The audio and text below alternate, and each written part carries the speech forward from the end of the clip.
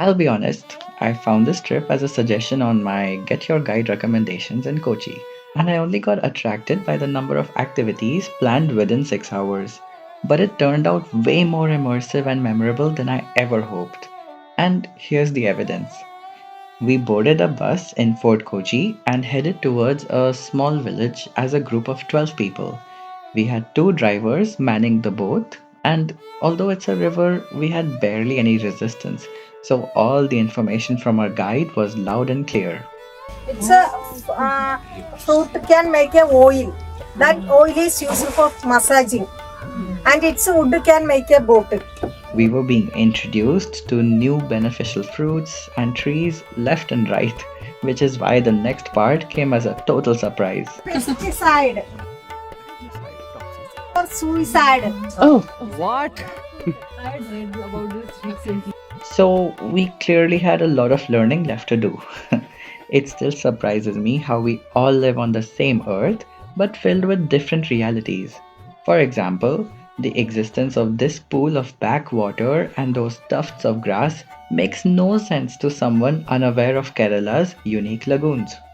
The very fact that makes this calm and serene waterway an actual ecosystem of water hyacinths, lilies, storks, kingfishers, multiple schools of fish that are omnipresent but cheekily evade my camera lens.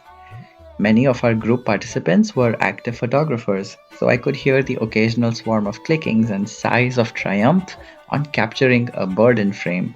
And truth be told, there is no dearth of novelty around us. We see fishermen readying their fish nets and boats, hordes of plants sliding by the boat, even the words in Malayalam being uttered by our drivers added to the rhythm of us swaying forward. And then a new construction underway for the next best guest house for future tourists in Kochi. On the way, we spotted multiple islands with one or two houses that run their own fishing businesses. And this expands to all kinds of marine life, including mussels. And just like a cattle herder who is surrounded by cattle, any fisherman we saw here was also in proximity to a crow. Every time we sensed movement in the bushes or in the water, all our eyes darted seeking a source, and sometimes we caught a glimpse of a bird in prey or just a coconut. We also got quite close to a couple of fish farms, and honestly, my city nose was protesting the au naturel odor of this micro business. I have yet to develop my senses. At times, I found myself staring at the scenes in front of me because the vividness of every green bush or the community driven fisheries are a world apart from the capitalist worldview I usually dwell in. The only grounding factor being the ducks I saw in a river, and they reminded me of the ones that live close to my house. How fleeting are all human passions compared to the massive continuity of ducks? I have had mussels as a mistake once upon a time ago, and I have sworn not to repeat that ingestion. But I did feel adventurous here, so I ate some fresh peppers and tamarind fruits when our guide offered that to us. That was just as addictive, if not more delicious. We were walking by a huge spice garden on this plot of land, so there was a lot of pointing and learning to do. But eventually, the best of us began to get distracted by the pouring sunlight.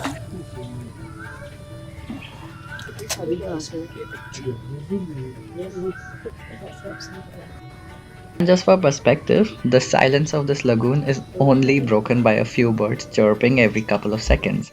Otherwise, it would be impossible to not fall asleep on our seats. Many of the birds and plants we see here are wild versions of the ones that get farmed. And I was left wondering if we could still consume those original forms. And if not, could we get close enough to see them still? As a student of biology, the facts of evolution still amuse me. That one form of a plant can be traded in for another over time. Our guide later told us that those original forms can be toxic to eat, so I was left disappointed. But not for long, as we returned to the shore and had one of the best traditional banana leaf lunches.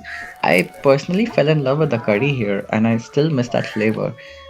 The next event was a boat ride inside a small river channel just to explore the route. It brought me back to my earlier question about the wild versions of domesticated plants, as everything in here looms large and menacingly wild. So much so that we were being whacked by nearby leaves and shrubs like toys in despair.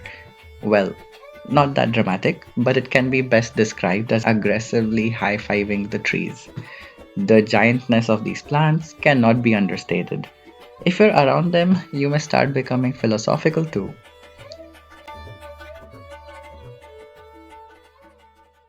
Um, maybe only one of us can afford to see from here. നടക്കട്ടെ നടക്കട്ടെ അടിയിലേക്ക്. This pen is going red at the end of the leaf, getting sunburned.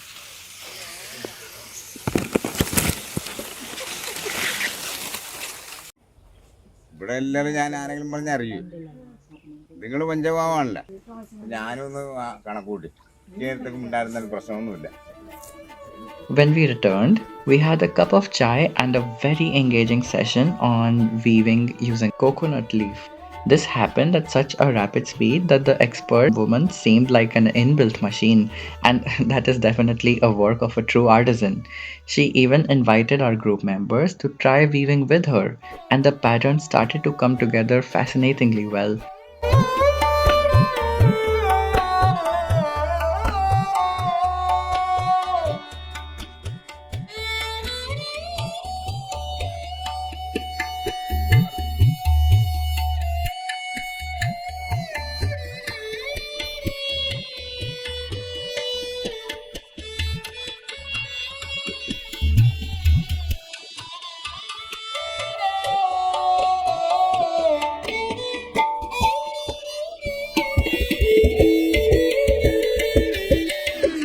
She pointed to the roof of her house, which constituted this leaf pattern as the base layer, and it truly showed the tenacity of a natural fiber.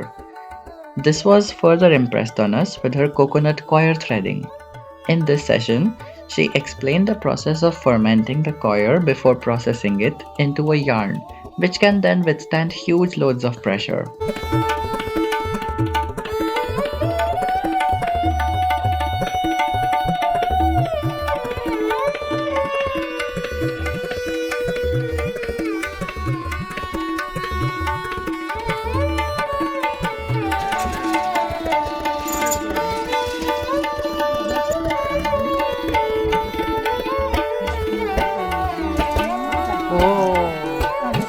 And with a round of applause for these workshops, we were already on our way back to Kochi. I found us a nice restaurant to enjoy the evening sunset, and truly nothing beats the sound of ocean waves after a day this immersive and engaging.